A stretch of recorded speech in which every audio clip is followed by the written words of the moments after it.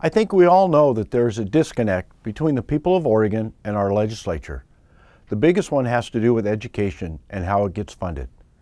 Last campaign, knocking on doors for 7 months, I continually was told we have to fix our crowded classrooms and graduation rates that put Oregon near the bottom compared to all U.S. states. It wasn't just at the doorstep, even at the forums. It didn't matter.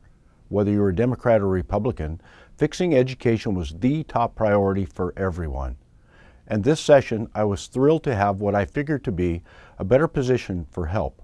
I was placed on the Education Budget Committee. But now that I'm on it, I've learned something I bet you didn't know.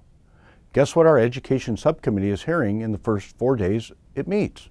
This week it has been the psychologists, therapists, counselors, followed by licensed social workers. Today it was a chiropractic board, and next week we hear from the pharmacists.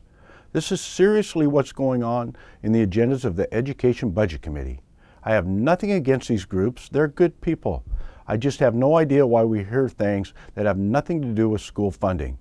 But I'm not in the majority, so I can't control that. School superintendents and teachers always tell me they want their budgets as early as possible, so it would make sense for education to be the first thing we hash out in this session. But like we've seen before, it is becoming clear that the goal of the majority is to fund it last. We have been given the proposed budget by the Ways and Means co-chairs, which is at about $7.25 billion. It drops the dollars from early childhood education reading program, which I think is vital. The co-chair's budget means fewer teachers, larger class sizes, and reduced school days yet again. What we need to do is raise the quality of education.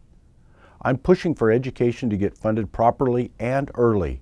If we wait any longer, the education budget, which should be at $8 billion, will suffer because dollars will get siphoned away from it.